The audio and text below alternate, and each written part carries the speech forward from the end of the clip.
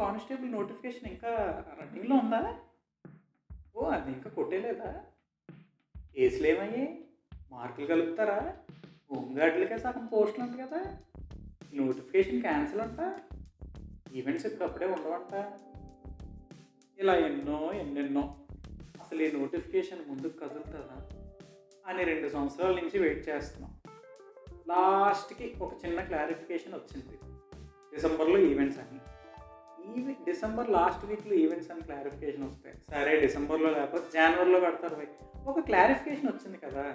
ఇంకా ఇక్కడికి కూడా మనకి కేసులు ఏమవుతాయి? ఎవడెలా పోతాడు? సగం పోస్టులు ఎవడికి పోతాయి? అనవసరం ఇంకా. మనకొద్దు. గట్టిగా మాట్లాడితే ఎవడు ఎలా పోయినా ప్రతి ఒక్కడు వాట్సాప్ గ్రూపులు, టెలిగ్రామ్ గ్రూపుల్లో కొట్టుకు చావడం తప్పితే ఏమీ చేయరు. సరే హోమ్ గార్డులకి పర్సంటేజ్ ఆఫ్ పోస్టులు పోతున్నాయి. మనం నోటిఫికేషన్ చదవం. ఫస్ట్ ఆఫ్ ఆల్ నోటిఫికేషన్ వచ్చినప్పుడు ఏమో చదవకుండా పోస్టులు వచ్చాయి 6,000 మంది మనకే అని ఫీల్ అయిపోయి తెగ అప్లై చేస్తాం. లాస్ట్కి వచ్చేటప్పటికి మనకి ఒక కనువిప్పు కలిగింది.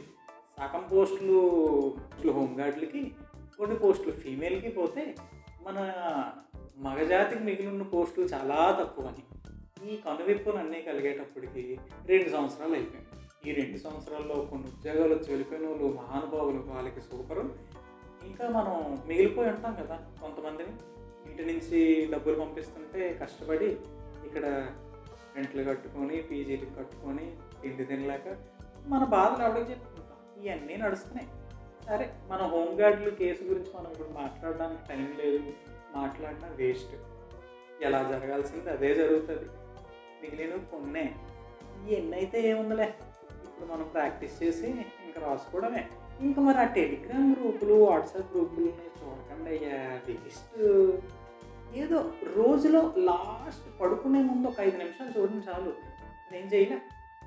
గురువుగారు అయిపోయింది, ఏదో అయిపోయింది, డేట్లు వచ్చాయి కాబట్టి నీట్గా చదువుకుందాం, 2 పూట్ల గ్రౌండ్ చేద్దాం, వస్తే వచ్చింది, లేకపోతే నెక్స్ట్ నోటిఫికేషన్ అలాగా ఉంటుంది అని అనుకొని బతికేయడానికి.